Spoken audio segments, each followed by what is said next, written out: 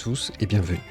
Comme vous le savez peut-être, LSS a mis en ligne, donc hier, a rendu visible toutes les cartes communes et rares de la future extension. Dans cette série de vidéos, parce que bien sûr il y en aura une par classe, on se propose de découvrir bien sûr ces nouveautés, mais aussi de prendre un petit peu de recul. Pour ce faire, on va voir les héros de chaque classe, c'est l'occasion aussi d'avoir en tête un petit peu les différents effets, mais aussi connaître les cartes équipements qui sont des classiques, certaines cartes aussi qu'on retrouve très souvent. C'est une façon, vous l'aurez peut-être compris, de progresser ensemble, c'est-à-dire de partager le maximum de connaissances possibles pour chaque héros, chaque héroïne, afin que cette nouvelle extension puisse vraiment être maîtrisée à fond et que vous preniez un maximum de plaisir. C'est écrit dans le titre de la vidéo, donc comme vous le savez, on va commencer par les brutes.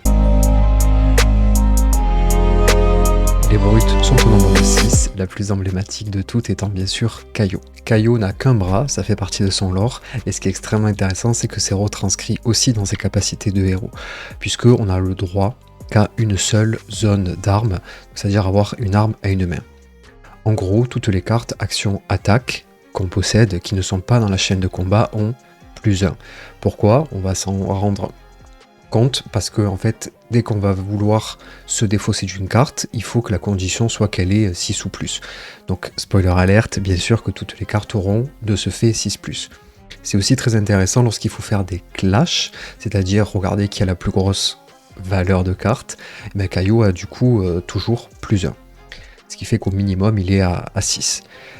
Petite subtilité, la première fois que vous défaussez d'une carte, donc qu'on joue son effet, on va voir que lui il adore défausser les cartes, avec au moins 6 d'attaque pendant chacune de vos phases d'action, autrement dit à n'importe quel moment mais qu'une fois, vous créez un jeton puissance qui à la prochaine attaque gagne +1. Attention, c'est au début du tour, là a priori le début du tour a déjà commencé, ce qui fait que ce +1 ça sera pour votre prochain tour. Avant de vous insurger, oui bien sûr j'ai dit qu'il n'y avait qu'un seul emplacement pour les armes à une main, mais je voulais vous montrer qu'en fait cette version là existe soit en main droite, soit en main gauche. Du coup c'est vous qui choisissez, alors là bien sûr on peut en mettre qu'une, mais voilà. Vous pouvez choisir que son bras, selon comment on regarde, selon comment il est tourné, ça change tout. Voilà, de l'équiper avec une griffe, soit qui tient en main droite, soit qui tient en main gauche.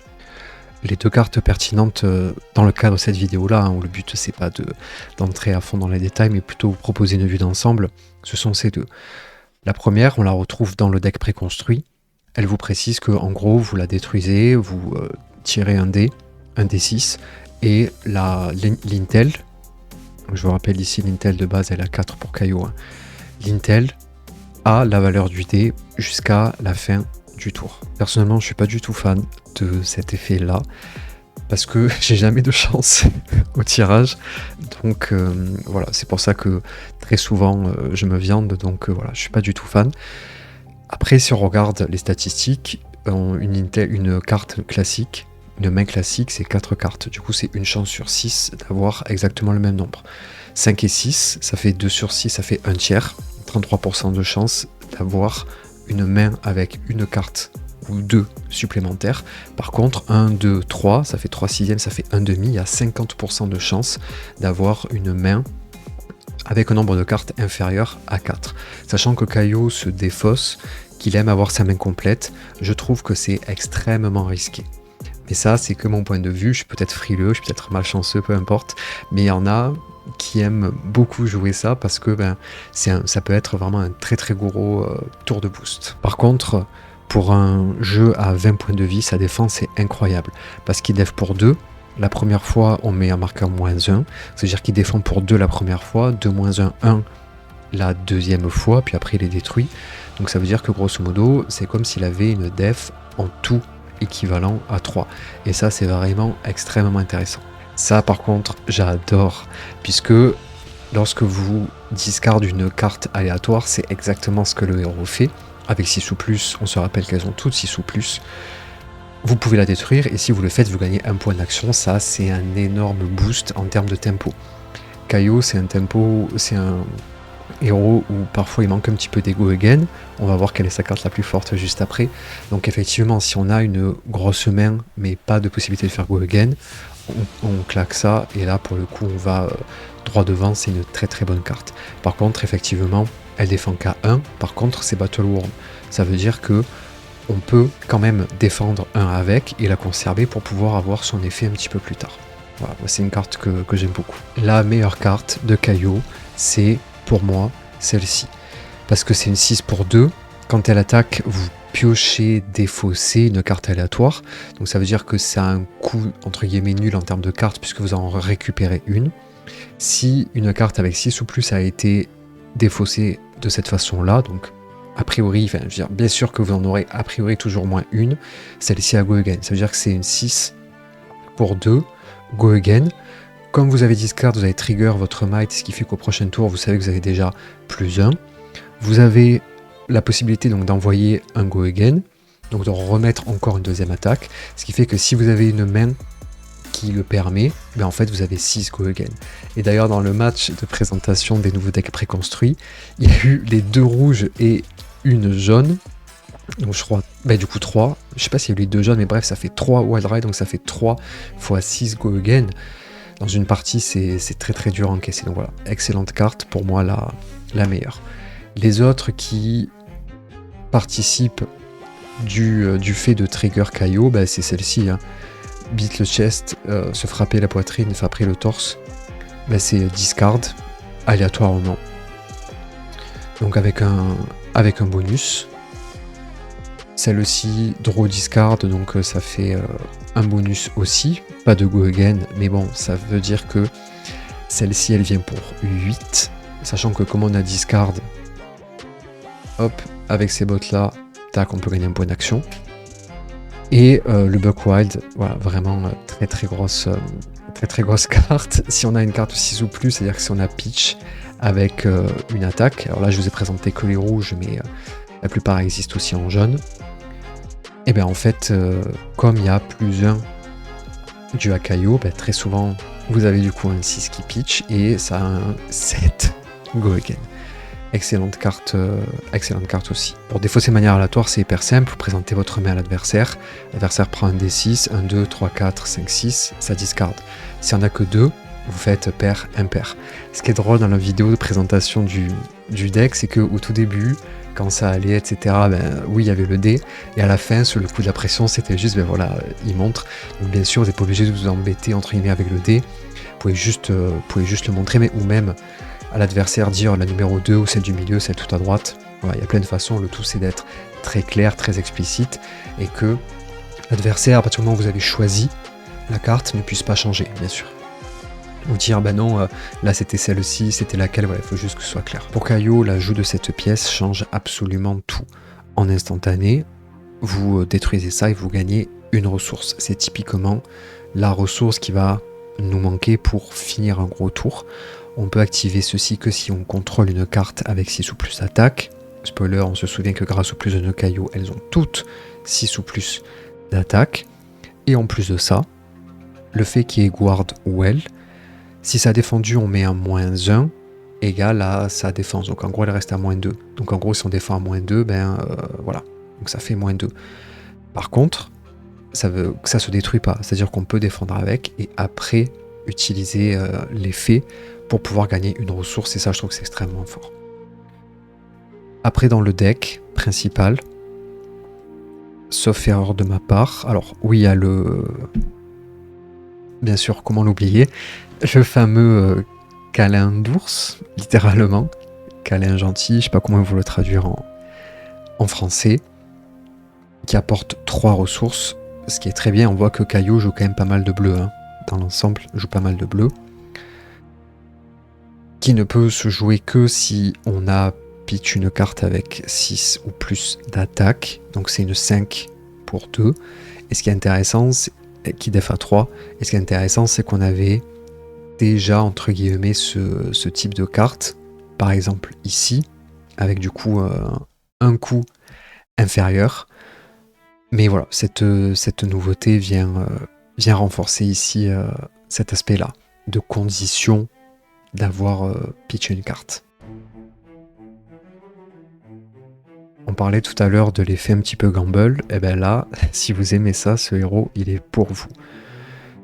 Kaio, dans sa version rejeton, à chaque fois que vous jouez une carte attaque-action avec 6 de base ou plus, eh bien vous lancez un D6 pardon, et vous avez 2 tiers, probabilité de 2 tiers de diviser par 2 le montant de l'attaque, ou 1 tiers de probabilité de pouvoir doubler le montant de l'attaque. Donc si vous adorez justement parier ou lancer des dés, je pense que vraiment ça peut être intéressant. Moi je le trouve absolument pas stable et je déteste ce genre de choses. Mais sur des gros lancers, ça peut vraiment être très très drôle, surtout dans un format à 20 points. 2 tours où on tire 5 ou 6, mais ça veut dire qu'on met 24 points de PV, 24 points de dégâts qu'on propose à l'adversaire. Donc voilà, ça peut faire très mal. Ou au contraire, on tire 2 fois, ça veut dire qu'on a mis 3 dans le tour, quoi. Bon. Par contre, ce qui est chouette, c'est qu'on peut jouer avec les 2 griffes, et les griffes, elles, c'est pas des attaques actions, donc elles sont pas soumises au tirage de dés, et elles ont Go Again. Si vous êtes défaussé d'une carte. Donc s'il faut s'il faut faire 2 attaques, ça veut dire qu'il faut avoir défaussé 2 fois, plus avoir 4 de ressources. Et voilà. Moi je suis pas convaincu et pas trop fan. Par contre effectivement si vous high roll, je pense que vous roulez sur absolument tout le monde. On reste sur les héros qui ont seulement le mot-clé brut, et ici je vous présente 2 versions de Reinhard avec 2 designs différents. Outre le design, il y a quelques petites subtilités en termes de langage, notamment ici écrit lorsque vous défaussez, et ici il est écrit à chaque fois que vous défaussez. En 2022, on appelait la phase de fin la phase de clôture, alors qu'en 2023, il y avait bien écrit la phase de fin. Renvoyer la carte, et ici c'est les cartes retournent dans la main. Bon, c'est vraiment des petits détails en termes de traduction, mais ça ne change rien au fait que à chaque fois que vous défaussez une carte avec 6 ou plus d'attaque, donc une grande majorité de vos cartes, eh bien vous intimidez. Intimider, c'est spécifié ici, alors je prends elle parce que c'est plus lisible à la caméra.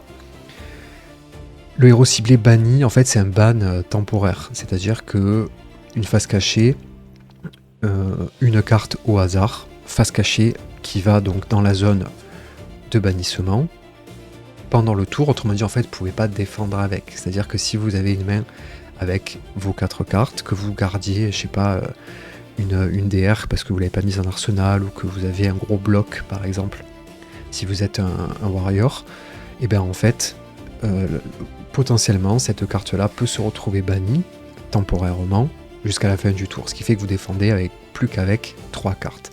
Donc ça c'est extrêmement embêtant, un côté très disruptif, mais moi j'aime beaucoup. J'aime beaucoup cet effet-là, je trouve qu'il est très drôle à jouer, très oppressant aussi. Ouais, c'est un personnage qui, à titre personnel, m'intéresse beaucoup. Je suis allé piocher dans l'Armory Deck que je vous avais présenté il y a un moment déjà, pour récupérer ces 3 cartes-là, pour en fait vous rappeler que le moteur de Reinhard, c'est l'intimidation.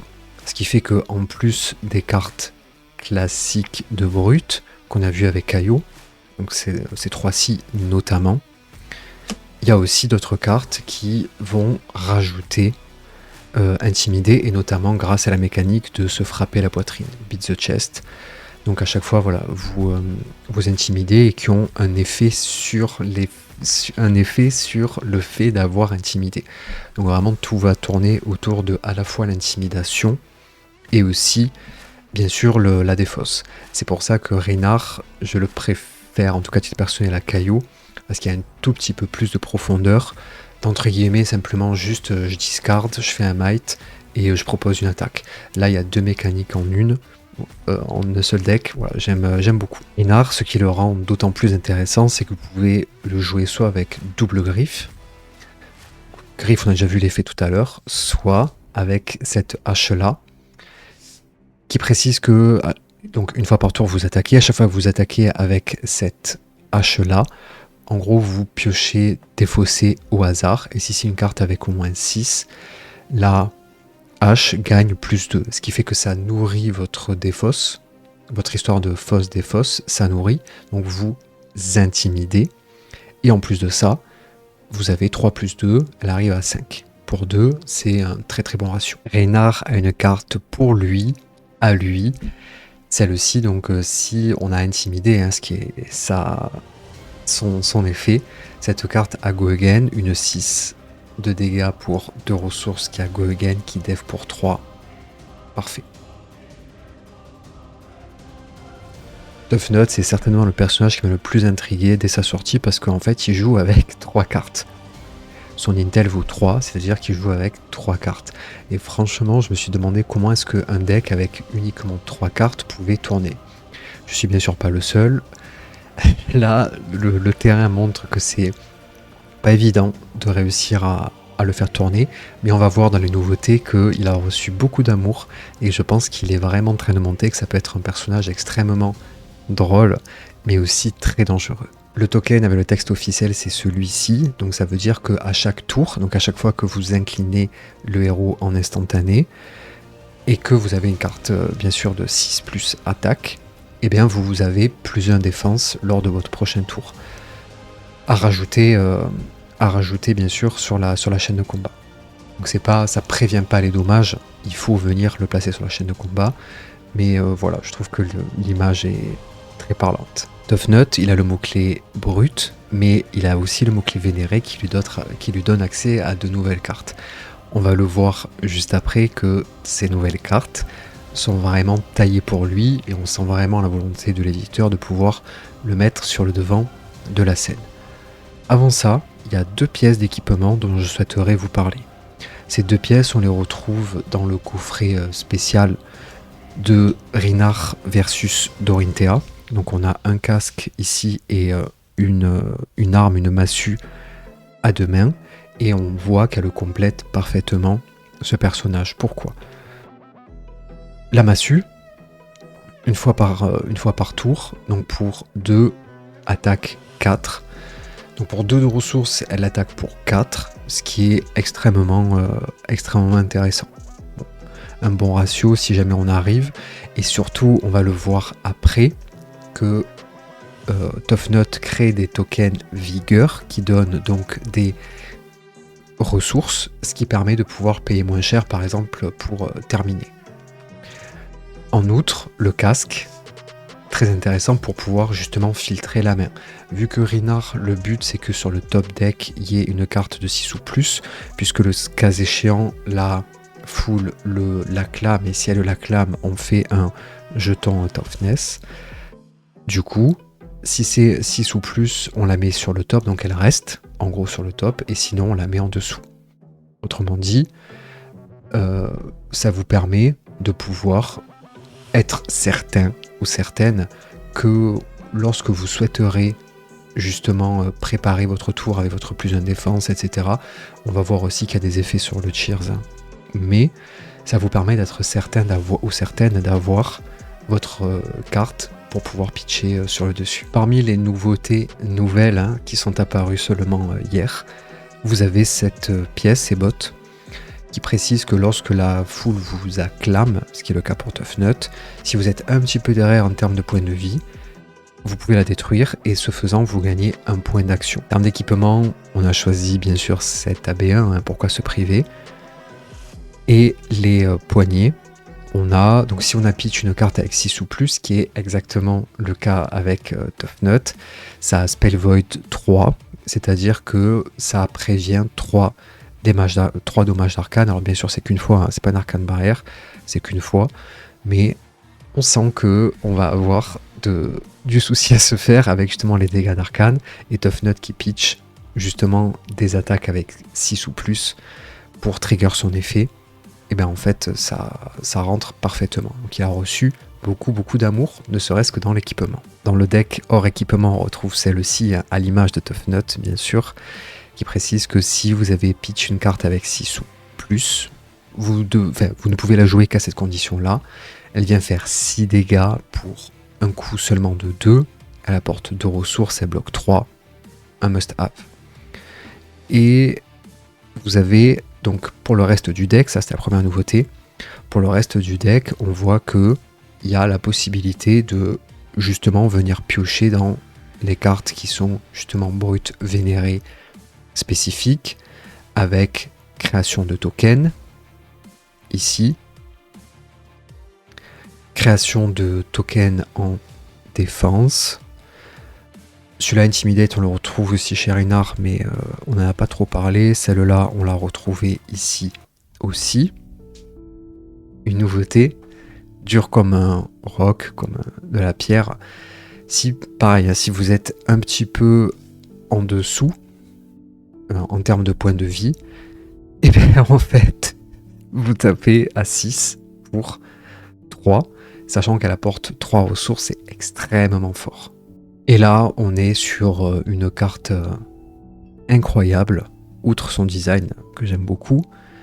Vous avez une carte qui coûte 3 de moins, donc 3 moins 3, ça fait 0 si on vous a applaudi, si on vous a acclamé.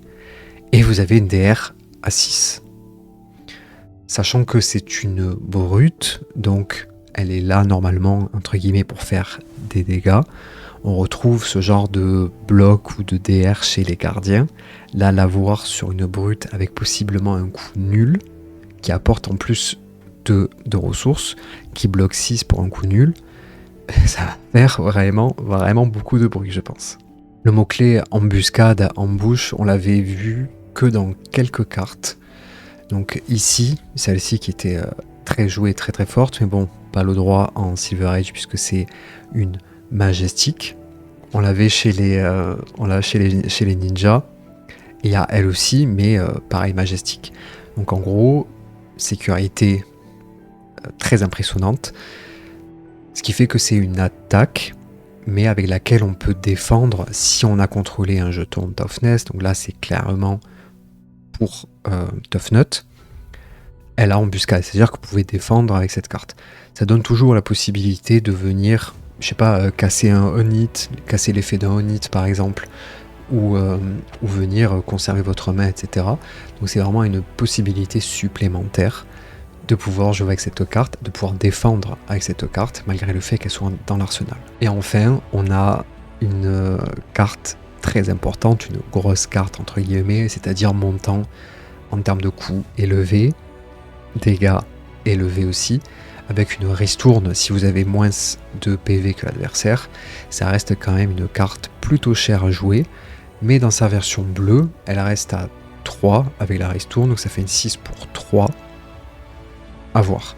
Par contre, ce qui me plaît beaucoup, c'est le petit texte ici. Voilà, je suis très fan des flavor text. Donc voilà, j'aime beaucoup cette carte juste pour ça. Elle reste quand même très chère à jouer, mais je pense que si on arrive à la caler, ça peut vraiment retourner une game.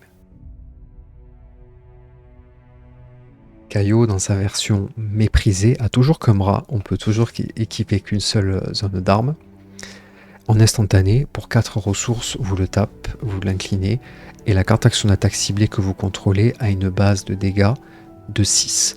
Ça peut vous sembler un petit peu bizarre, mais je vous montre très rapidement. En gros, l'immense majorité des cartes ont que 2, voire même 1.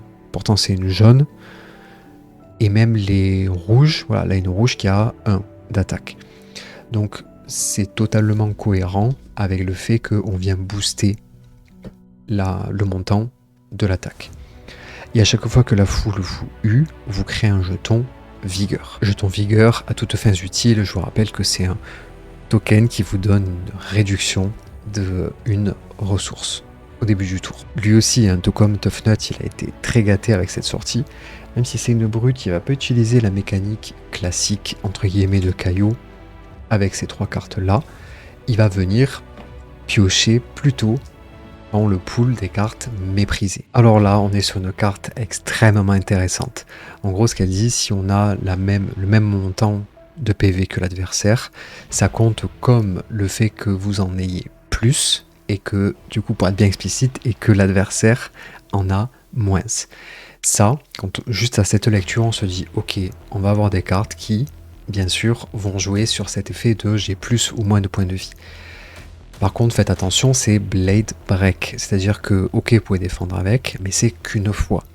Et se passer de cet effet, je pense que ça sera plutôt une carte qu'on viendra utiliser pour bloquer en cas de dernière, vraiment pour éviter un hit crucial, mais plutôt vers la fin.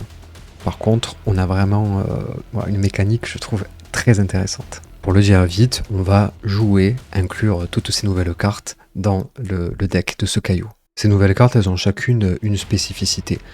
La première, elle s'appuie sur le pouvoir de caillou. Donc si cette carte est transformée entre guillemets grâce au pouvoir d'avoir une base de 6 dégâts, elle a go again et on hit, la prochaine attaque action que je joue, elle a une base 6 et ça c'est juste énorme. Puisque on voit, hein, je vous le remontre, hein, toutes les cartes ont une base très faible, ont une base vraiment très très faible. Donc en fait, ça permet non seulement d'avoir un go again et on hit, d'avoir aussi le bonus de plus 6. Celle-là, elle est taillée contre les redliners et en fait finalement une grande majorité des decks, puisque quand elle attaque, donc déjà elle a un coup nul, donc quand elle attaque, la top card, si elle est rouge, elle est détruite et en plus de ça, elle vient à plus 4. Donc ça veut dire qu'on a une 5 pour 0 qui potentiellement détruit une carte adverse si elle est rouge, extrêmement fort. Là aussi en 3 couleurs rainbow, quand elle attaque, si vous avez plus de points de vie, donc ça on se rappelle que la nouvelle pièce d'équipement le permet, dans tous les cas, et bien elle a go again, ce qui fait que pour un coup nul, ça fait une go again, donc ça nous donne la possibilité de pouvoir avoir, si on la buff, un 6 pour un coup nul ici, et go again, et enchaîner derrière. On voit déjà les combos qui commencent à arriver, hein, puisque par exemple on vient buffer celle-ci, donc elle a go again. La prochaine qu'on joue, elle est à 6. Si on a plus de vie, on a encore un go again. Donc on sent vraiment que là on va venir vraiment enchaîner les attaques en combinant justement d'une part le buff de caillou et d'autre part le fait d'avoir plus de points de vie. Et comme si ça suffisait pas, on a vraiment cette carte qui fait office de pivot, qui est le liant entre toutes ces mécaniques-là.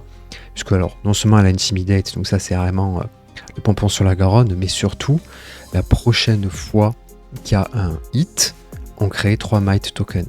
C'est-à-dire que les Might Tokens, on se souvient hein, que ça donne un plus 1. Ils sont ici, ça donne plus 1, donc ça veut dire que la prochaine attaque va avoir plus 3 au prochain tour. Et donc ça c'est vraiment parfait pour pouvoir venir buffer une attaque qui au hasard a 3 de base. Alors non, ça par contre c'est le gardien. Celle-ci qui a 3 de base, donc ça veut dire qu'elle passe à 6. Combiné avec l'effet de caillou, on a un go again. Donc c'est vraiment extrêmement intéressant. On voit qu'elle bloque que pour 2. Bien sûr, on ne peut pas tout avoir. Donc la rouge donne 3 might. La jaune 2. Et la bleue 1, bien sûr.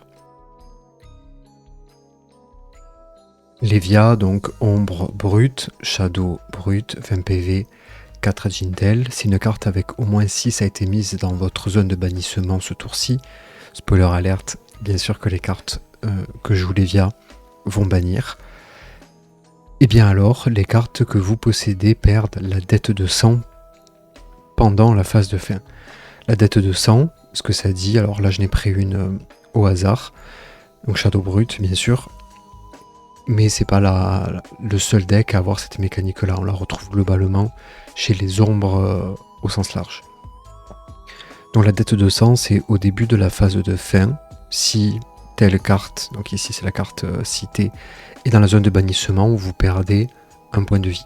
Autrement dit, si vous bannissez sans jouer ces cartes, ben en fait vous vous tuez, vous infligez vous-même des dégâts. Et ce qui est très bien, c'est que du coup si vous avez banni une carte 6 ou plus, vous évitez cette dette de sang. Alors sauf erreur de lecture de ma part, la seule Shadow Brut donc dédiée que j'ai trouvée, c'est la suivante. Chaque héros bannit une carte de sa main. Chaque héros qui ne le fait pas avec une carte de 6 ou plus perd un point de vie. Donc ça nous avantage puisque en fait nous voulons bannir idéalement une carte de 6 ou plus puisque ça nous permet de ne pas avoir la dette de sang. Donc ça c'est une bonne façon, en plus avec un go again derrière, de pouvoir alimenter ce moteur de bannissement. Ensuite on va avoir, ça c'est Runeblade, ça ne nous intéresse pas, le bannir. Donc bannir cette pièce d'arme-là, plutôt que de la mettre dans le cimetière. Ce qui est bien, c'est qu'elle a tempéré. Si ça a défendu, ça fait -1. Donc en gros, ça veut dire que tout se passe comme si elle avait 3 en tout. Par contre, elle a la dette de sang. Faire attention à ça. À voir comment ça s'inclut dans le... on va dire dans le deck de Lévia. Donc au niveau des brassards, voilà, c'est ça. Ça, je l'ai beaucoup vu. À chaque fois où, en fait, on bannit une carte pour prévenir 2. Donc bien sûr, le but avec Lévia, ça va être de banish, une carte avec 6+, pour éviter la dette de sang. Parce que je rappelle, une fois que les cartes sont dans la zone de bannissement, on ne peut pas les jouer. En tout cas, Lévia n'a pas les cartes pour les jouer. On verra s'il y a d'autres héros qui le forment. En tout cas, pour elle, une fois que les cartes sont dans la zone de bannissement, le but, ça va être justement d'éviter la dette de sang. Donc ça, c'est ce qui était joué avant, donc ça prévient 2 de ses dégâts. Et donc je sais pas, je suis pas un expert avec ce personnage, je sais pas si ce gant-là va remplacer. Franchement, je sais pas. Certes, les brutes reçoivent de nouvelles bottes, mais là, c'est en gros un AB1. Donc rien de nouveau en termes de mécanique pour le jeu. Donc ce qui était joué, c'était ça. C'était ça parce que justement, ça vient nourrir la mécanique du deck, puisqu'à chaque fois qu'une carte avec au moins un 6 est mise dans la zone de bannissement, vous pouvez détruire ceci, et si vous le faites, on gagne un point d'action. Donc ce qui fait que, en plus de bannir, en fait, ça nous permet de gagner un point d'action. Et Lévia, on se souvient que son but, c'est justement de pouvoir bannir une carte avec 6+, pour éviter la dette de sang. Parce que ça va très vite, hein. En plus, quand on est à 20 PV, il suffit qu'on en ait 3 à 4, on se fait un tour, on se prend -4 tout seul. C'est très difficile à jouer. Je dois être un expert avec elle. Je pense que c'est difficile et je ne sais pas du tout à quel point c'est performant. En tout cas, j'ai pas l'expérience pour lire.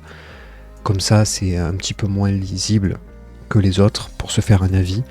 Mais voilà, donc n'hésitez pas à compléter pour cet aspect-là. Une DR ombre qui doit être bannie au lieu d'être mise dans le cimetière. N'oubliez pas que la dette de sang, elle se déclenche au début de votre phase de fin. Ce qui fait que même si cette carte a été bannie lorsque c'était l'adversaire qui était le joueur ou la joueur active ou actif, eh bien, la dette de sang ne s'applique pas pour cette carte, puisque de toute façon, quand vous n'êtes pas en train de jouer, en tout cas être le joueur ou la joueuse active, la dette de sang ne se trigger pas. Ça peut sembler bizarre de vouloir défendre avec une carte qui est censée attaquer, dans le sens où elle a 7 de dégâts. Cependant, quand on relit bien le texte de Lévia, l'écrit a été mise dans votre zone de bannissement ce tour-ci. Il n'y a pas écrit à votre tour. Donc ça veut dire que vous pouvez défendre avec cette carte. Comme elle a plus de 6 d'attaque, ça va trigger l'effet puisqu'on est encore dans le même tour. Il n'y a pas écrit à votre tour. En tout cas, c'est comme ça que je le vois en termes de wording, donc n'hésitez pas à me contredire, mais voilà, dès que c'est écrit, en tout cas, c'est comme ça que je le comprends. Dernière carte, en rainbow elle aussi. Elle donne Go Again à la prochaine carte action de la couleur correspondante. Donc là, la rouge, elle donne Go Again à la prochaine action rouge, jaune et bleu. Alors cette vidéo, il ne me reste plus qu'à refaire un petit tour pour évoquer les cartes que l'on n'a pas vues, qu'on n'a pas mis en perspective dans les nouveaux decks. La première, c'est celle-ci, où en fait c'est une AB1 qui vient en fait remplacer entre guillemets la générique des Null Rune. Quand j'ai remplacé, c'est parce que ici elle est spécifique au brut. La Null Rune, quand on la regarde, c'est exactement le même texte. Null Rune, donc c'est générique, donc c'est pour tous les héros héroïnes. Bloc 0 en attaque physique, par contre c'est AB1, c'est-à-dire que moyennant une ressource, vous pouvez empêcher un dommage d'arcane. C'est exactement ce que l'on retrouve ici aussi. AB1, pas de bloc. Donc je pense que c'est plus pour le côté visuel, collection, et avoir vraiment un stuff complet par catégorie. Je vois que ça. Si vous avez d'autres idées, n'hésitez pas à me les partager, mais moi je pense que c'est vraiment pour construire un ensemble élégant en termes d'équipement, et éviter que tout le monde ait les mêmes bottes. Ensuite, il y a celle-ci qui vient buffer à +3, moyennant le fait de pitch une carte qui a 6 ou plus. Je pense que les caillots, en tout cas le tout premier caillou, va être heureux parce qu'il y a justement le fait que toutes les cartes comptent comme 6+. Le souci, c'est que c'est une random card, donc autrement dit, il faut vraiment être bien certain que dans le lot on en est. Il y a forte probabilité, si ce n'est toutes les cartes, pour avoir ça. On a entre guillemets juste +3 qui est contrebalancé par les mites, donc à voir. Elle me semble très intéressante, mais elle bloque 2, coûte une ressource, donc à voir comment est-ce qu'on peut l'inclure en termes de bonus, mais je pense que ça peut vraiment faire la différence. On arrive à se buffer nos attaques.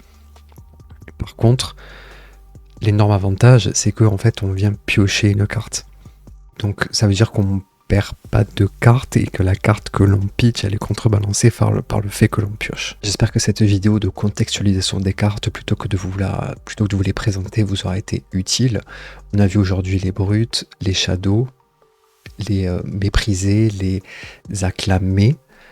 On a fait une petite incursion par les génériques avec Tough Nut qui utilise une pièce générique, mais à voir, à découvrir, si peut-être d'autres héros et héroïnes en utilisent aussi de manière tout aussi pertinente. On se retrouve très vite pour la suite.